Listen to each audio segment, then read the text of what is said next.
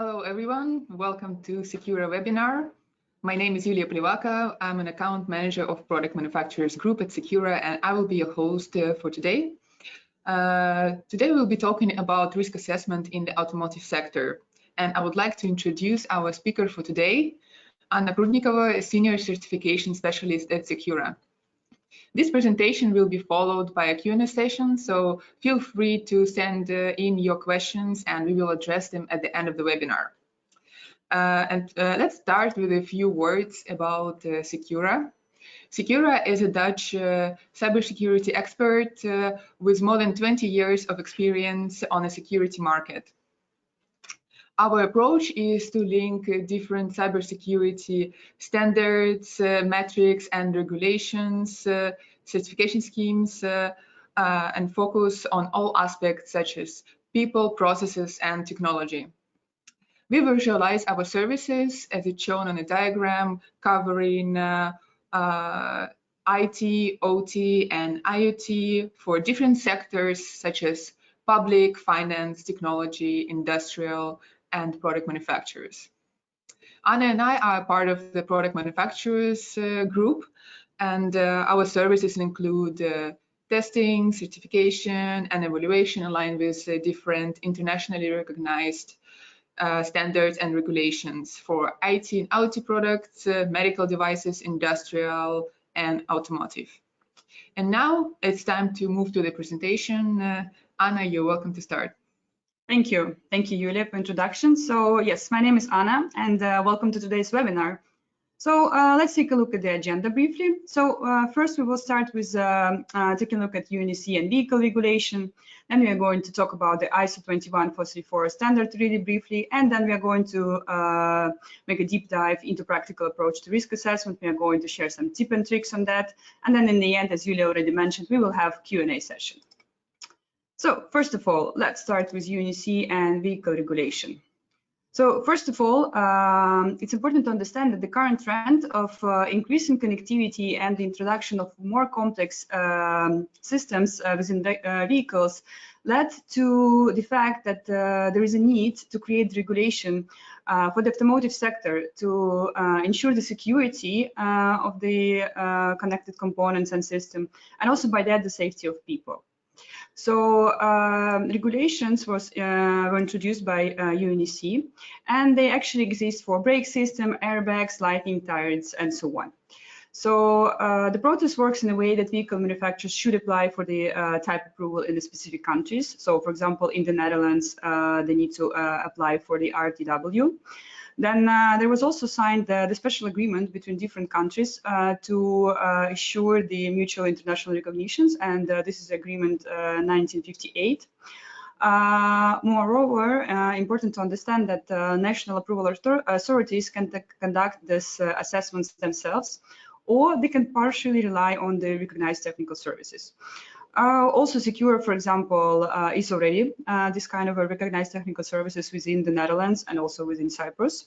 So we are always ready to help you if you have any questions.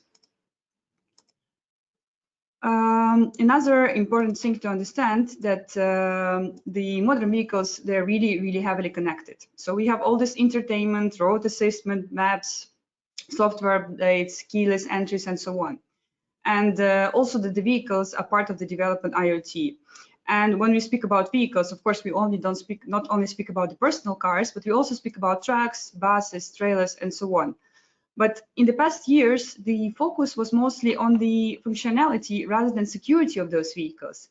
And yeah, but the problem is that most of those smart features, they actually directly connect to the main communication network of the vehicle. Meaning that they actually have the direct access to all the functionality of the vehicle. And this creates a lot of issues in security. Because all those smart features, they solve some sort of a door into your vehicle. And by creating all those doors, you kind of let the attackers in. Also on the slide, you can see this picture of the car. And this is actually from the, I guess, most known attack that was actually performed, luckily in this case, by researchers. So in 2015, the researchers managed to hack a vehicle of a really known vehicle manufacturer by manipulating the ECU firmware, which eventually led to the full control of vehicle functionality. As a result, the company had to recall over 1 million of those vehicles. Well, luckily, the exploited vulnerabilities were eventually fixed, and of course, as I mentioned, this was done by researchers. But you can imagine that that was already a good proof of concept that those vulnerabilities exist and those attacks are really possible. What is actually in scope of the regulation? First of all, we need to understand that UNECE actually created two types of regulations, and the one which is a cybersecurity regulation is called R155. There is also another regulation which is called R156, and it's about fully software updates. And of course, well, when we speak about software updates, we also need to speak about the security. But for today, we are going to fully focus on R155. And if you speak about that regulation, there are following vehicles officially in scope.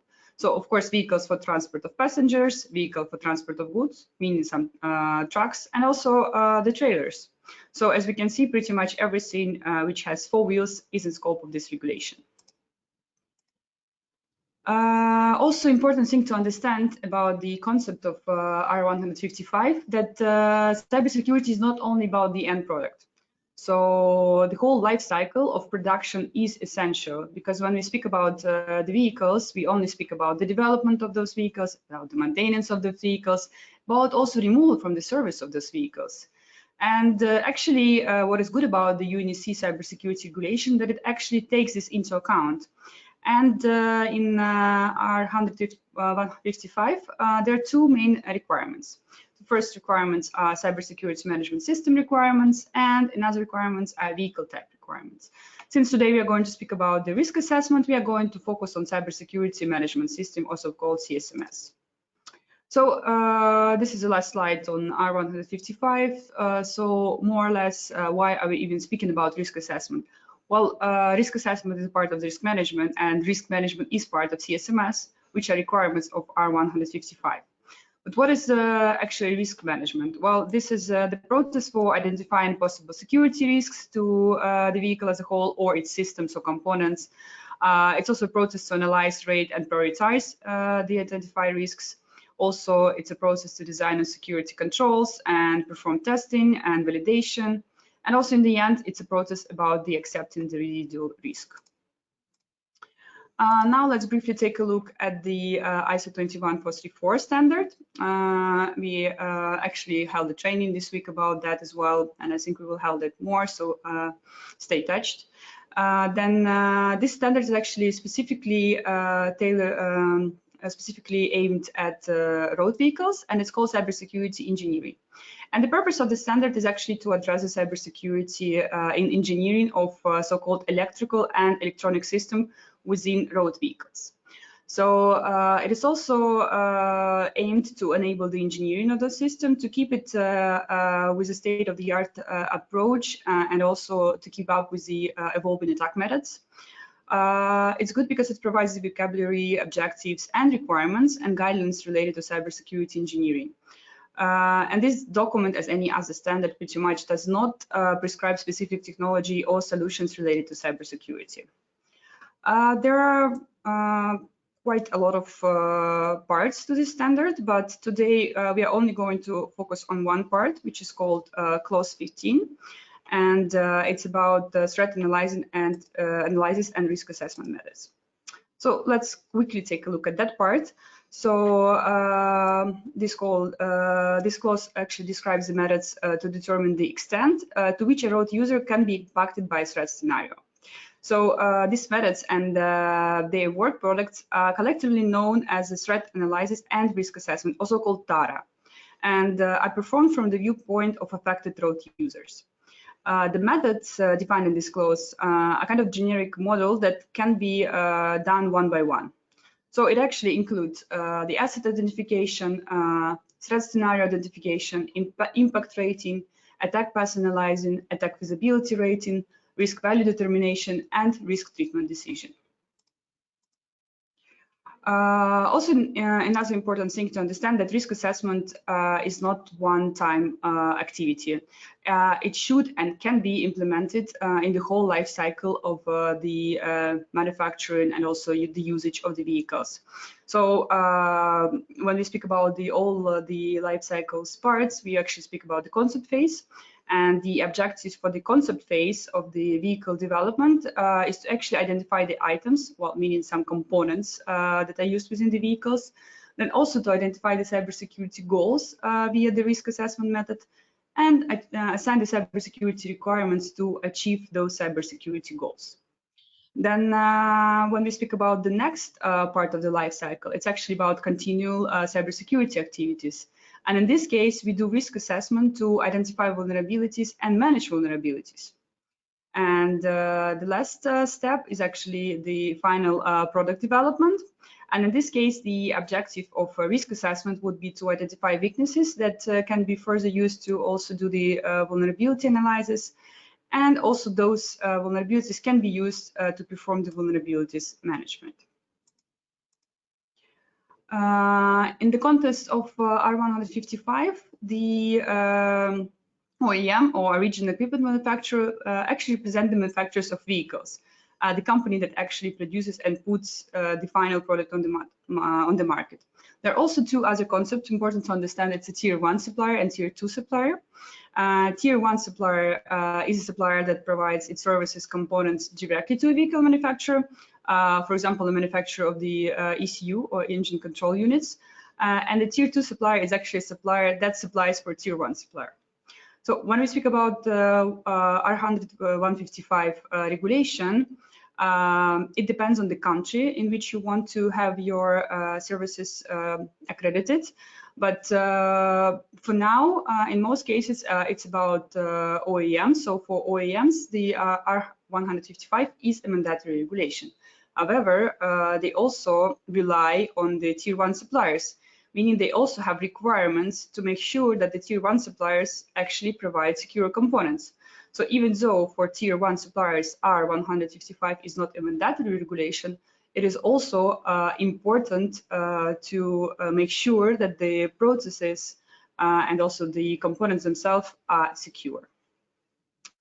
So now let's go to the main part of today's webinar. It's about the practical approach to risk assessment.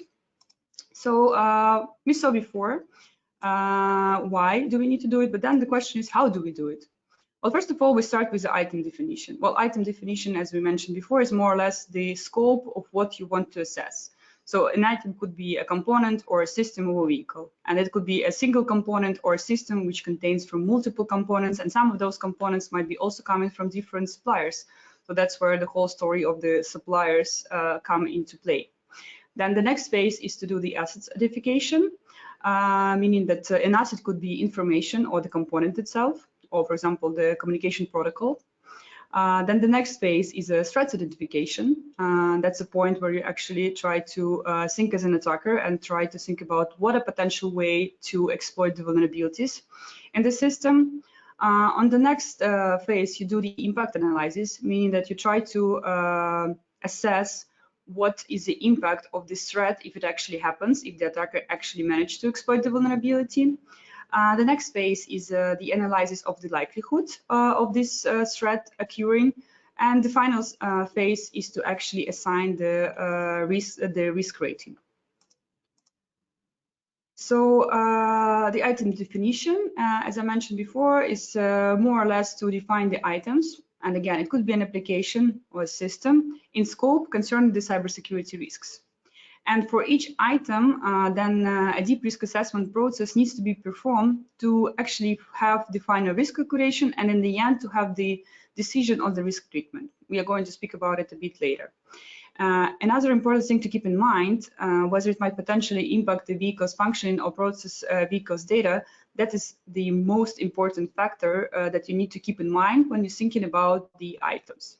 So this is the first step, and you really need to be clear on your scope, what might potentially actually impact the vehicle functioning. Because sometimes some classical IT systems that you would not imagine being in scope can still have either vehicle information, which already put them in scope, or potentially impact the vehicle function by introducing, for example, the vulnerabilities from the software updates. So from the backend server, you introduce the vulnerabilities into your vehicle. The next step is assets identification.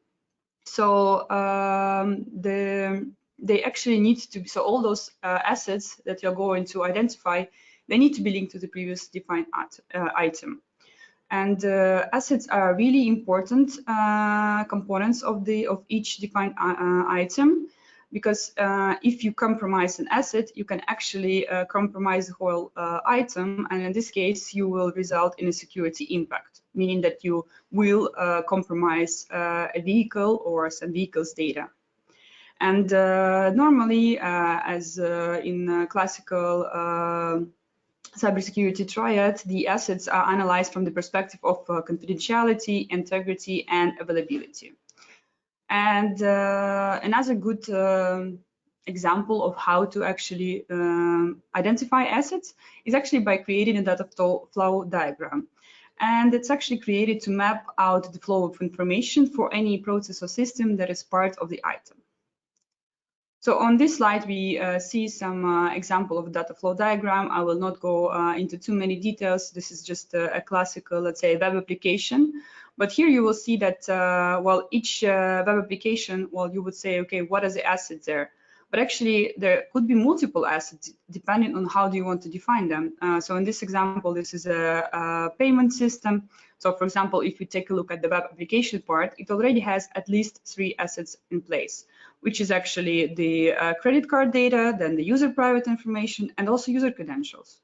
So of course, in this case, you can always argue, okay, we can only say that this is the single item, which is the information. At the same time, you can also imagine that stealing user credentials or stealing the user private information will have different impact on you as an organization. This is something to keep in mind when you think about the granularity to which you want to go when you identify your assets. And the next step, I would say, of course, this is one of the most important steps. It's about the threat identification. So after you define your assets, you need to actually try to find the threats that can affect them, because this is why you're actually doing that. And well, important to understand, of course, that the multiple threats can be linked to one asset. And another thing that's based on the ISO 21434 approach is actually the fact that you also create so-called damage scenarios. And those damage scenarios are linked towards the CIA triad that we discussed before. So confidentiality, integrity, and availability. So if you think about the asset, we first think about the damage scenario, and more or less damage scenario is the final impact. So what bad impact can happen to a road user in the end. But then the question is, how can you actually do this damage scenario? That's when you think about the threats. As a next step, it's important to do the impact analysis. So in this case, of course, after you first create all the threats listed for an asset, you need to rate them in terms of their impact. And of course, well, at this point, we need to assume that the threat will be successful and only rate the impact that the threat will result in. Also, another important thing that I would like to mention, it's more about threat assessment or threat modeling, you can call it whatever. There are multiple ways to do that. Again, well, neither regulation or the standard actually prescribe any specific way. In Secura, for example, we always follow STRIDE to do the threat modeling because it's a good framework which was developed by Microsoft, and it actually helps you to perform your threat modeling in a consistent way. We will discuss a bit more on how to actually do the threat modeling sessions. But keep in mind, yes, the STRIDE is a good approach. There are other approaches as well. For example, for damage scenarios, you can also think, for example, about attack trees. But yeah, this is just depending on what type of risk assessment or threat modeling you already do in your organization. So, well, let's take a look at the example for the impact analysis or rating method. So, here we are taking an example from ISO 21434 standard. And this standard actually advises to take 4 types of different impacts into consideration. So safety, financial, operational, and privacy. And then also says, okay, and now let's try to rate it as a negligible, moderate, major, and severe. And well, as an example, you can take a look at the operational impact and then say, okay, if you have the partial degradation of a vehicle function or performance, it means that you have a moderate impact. I'm not going to well, check all of them because you can see the table is quite extensive, but it's already presented in the ISO 21434 standard, so you can take a look there. It's in an annex.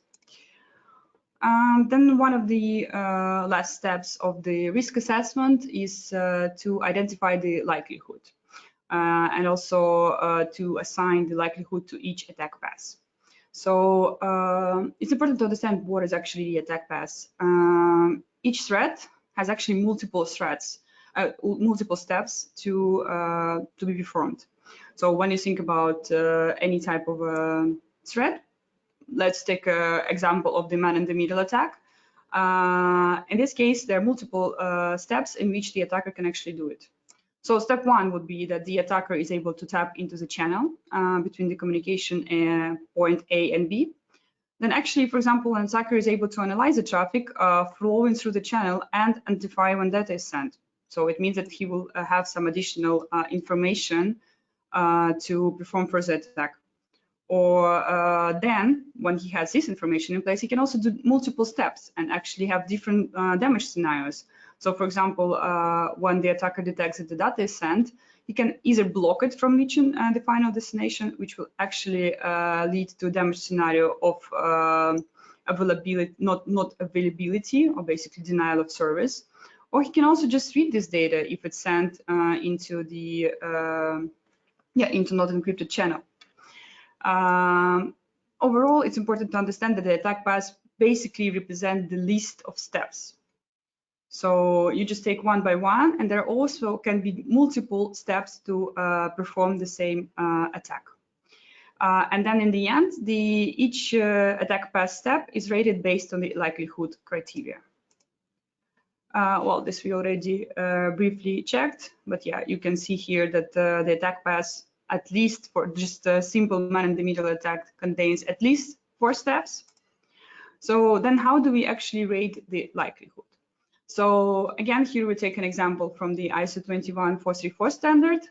Also for those of you who are familiar with common criteria, it's also the approach that is proposed there. So I think it's a good approach because it focuses on multiple factors that you need to keep in mind to rate the attack. And it actually takes into consideration the expertise of the person who will perform this attack. So for example, it could be a layman or proficient or expert or even multiple experts. Then also the knowledge of the target, the window of opportunity, the equipment, and the elapsed time. And your total attack rating actually resulting from this attack will be determined by summing up all the numbers. And in the end, in the next table, we will actually see how to define the final attack feasibility. So here we can take an example of when we combine different scores. In the end, we have higher than 24 as a final rating, and it means that our attack feasibility is very low. So well, kind of logical, the higher your attack feasibility score, well, the less likely that the attack will actually happen.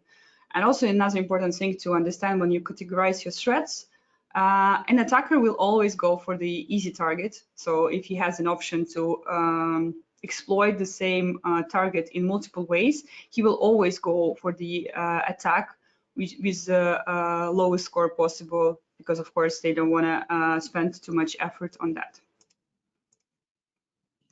Then the risk rating, which is basically coming up to a kind of the final step of the risk assessment.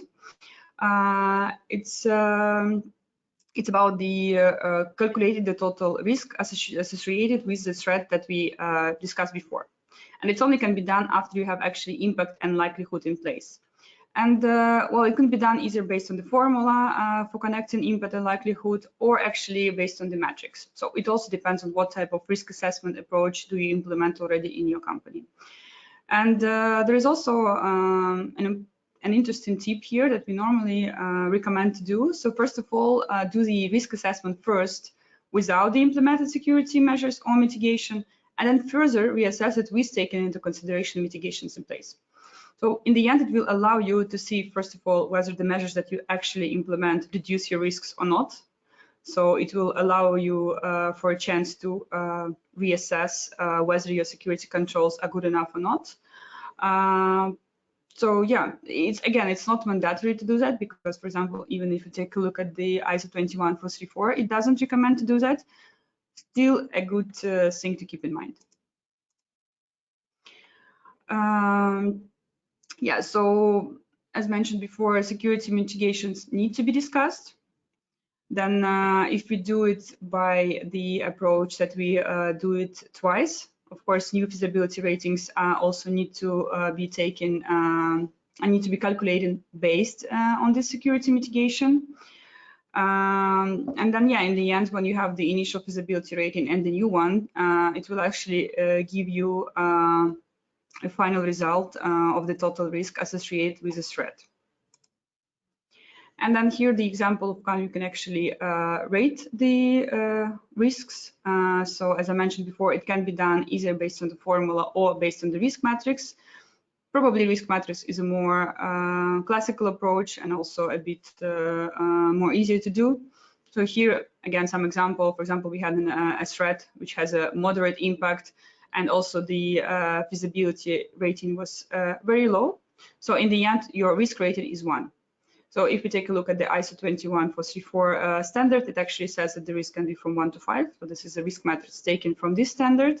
And then it's up to the company to decide what is your risk tolerance policy.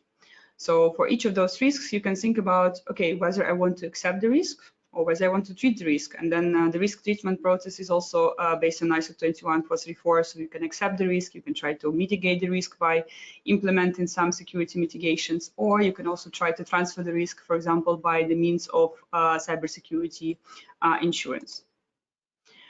Yeah, so again, depending on what type of policy do you have in place, you need to decide what to do with each risk. So in the end, of course, each threat will end up in a single risk.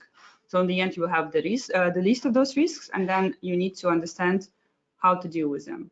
Important to keep in mind, be sure to assign the risk appetite and not try to treat all the risks at the same time.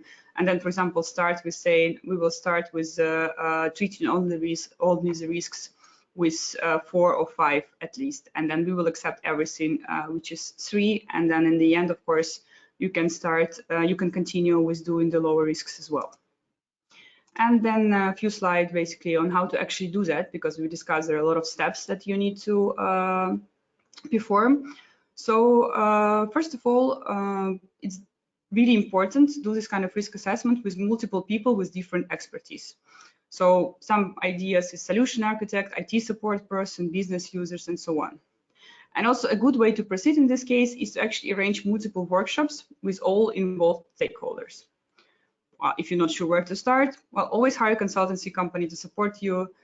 But also remember, you cannot rely only on the expertise of external companies. You always need to rely on the expertise of your internal employees, because they are the one that knows the system better, they know the impact better, and they can assess the risks in a way more meaningful way. Some proposal on how to actually plan those starter workshops. So this is the approach that we actually implementing for some of our customers. So first of all, do the workshop number 1, which is about the identification of the assets. Then do the workshop 2, which is about threat modeling itself. Well, threat modeling is done in 2 steps. First of all, you need to do the impact rating, and this should be done by business users with support of cybersecurity experts. And then the step 2 is actually do the attack path definition, and this should be done by cybersecurity experts. Then in workshop 3, sit all together, try to confirm that the attack passes make sense. Then do the risk calculation without mitigations in place. Then workshop 5, do the risk calculation with implemented mitigation in place. And then, of course, this is something that should be done outside the workshop. Just do the final conclusion on the risk and the risk treatment. And this should be done again by all the parties involved and also confirmed by the management, of course. Then how to actually proceed with the workshop? Well, first of all, important to keep in mind that asset identification part is the most important one.